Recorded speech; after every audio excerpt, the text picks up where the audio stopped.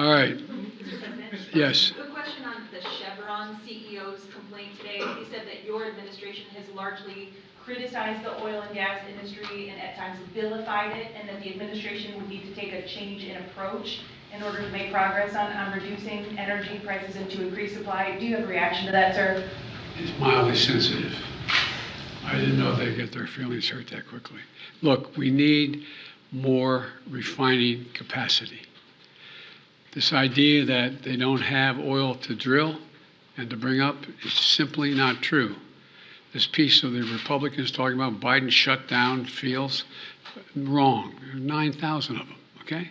So then we ought to be able to work something out whereby they're able to increase refining capacity and still not give up on transitioning to renewable energy.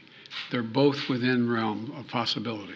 Mr. President, if you were to decide to go for a federal gas tax holiday, do you believe Congress would support that? And how would you feel about the fact that those funds are used for something that is a big priority for you, repair of roads and infrastructure and all of that? Is that worth We have a the giant offset? infrastructure bill we passed. Giant. 1.2, $1.2 trillion. So it would be worth it for you to... Sure, it's not like, it's not like before. Look, it will have some impact, but it's not going to have an impact on major road construction and major repairs. Sounds like you may have made a decision. Well, let me put it this way. I'm in the process. I'll have a decision before the week is out. But you asked me an explicit question about whether or not, how would I feel? Is it going to, in fact, make it difficult to maintain our roads?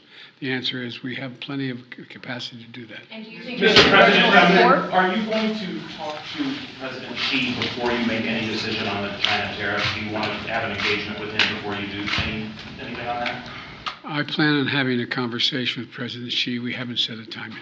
Mr. President, any changes on your planned trip to Israel, given what's happened with the parliament? No.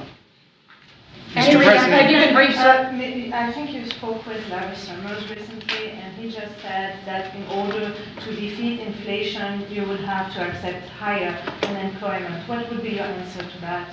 Well, there's other economists who don't think that's the case, and we're in the process of working through all of this. have you received a briefing on the guns legislation that senators say that they've gotten to a legislative text point? A very brief briefing before I walked in the room to make sure I say, let them announce it, and then I'll speak to it. Are you satisfied?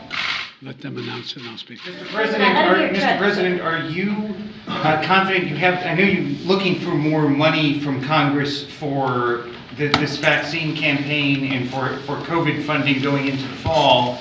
How much of the supply of vaccines for these small children is there, and how many of the nation's kids will you be able to get vaccinated before you need more money from Congress? Well, we'll get through at least this year. We do need more money, but we don't just need more money for vaccines for children eventually. We need more money to plan for the second pandemic. There's going to be another pandemic. We have to think ahead. And that's not something the last outfit did very well. That's something we've been doing fairly well. That's why we need the money. Thank you all very much. Ahead of your trip, sir, Prime Minister Boris Johnson said recently there's Ukraine fatigue. There's some leaders who are calling for negotiations with Putin. Are you afraid that there's a fracture within this alliance that you said has been united so far? No, I'm not afraid. But what I do think is that at some point, this is going to be a bit of a waiting game. What the Russians can sustain and what Europe is going to be prepared to sustain. And I think we have to, that's one of the things we're going to be speaking at in Spain about. Thank you all so very, very much. Thank you, sir. Mr. President. Good job. Thank you. Thank you.